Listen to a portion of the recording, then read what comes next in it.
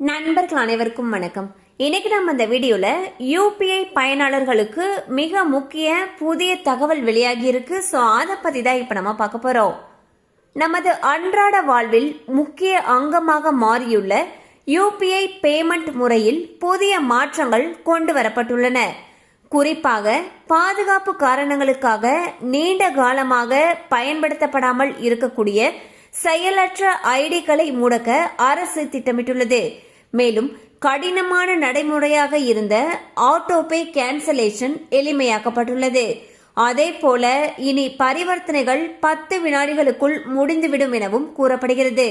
So பாத்தீங்கன்னா Google Pay, PhonePe போன்ற UPI app மூலியமாக மக்கள் தங்களுடைய அன்றாடமாக செயல்படுத்தக்கூடிய அந்த பரிவர்த்தனைகளை பண்ணிட்டு வந்துட்டு இருக்காங்க.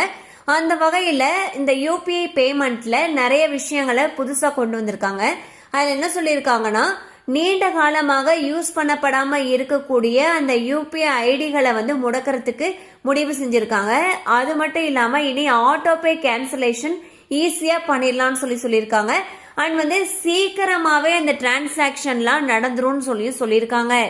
கண்டிப்பா அந்த அப்டேட் உங்களுக்கு பயனுள்ளதா இருந்திருக்கும் நம்புறோம். மேலும் இது போல அப்டேட்ஸ் உங்களை உடனே ரீச் ஆகணும்னு நினைச்சீங்கன்னா நம்ம சேனலோட தொடர்ந்து இணைந்திருங்கள். தேங்க்யூ ஃபார் வாட்சிங்.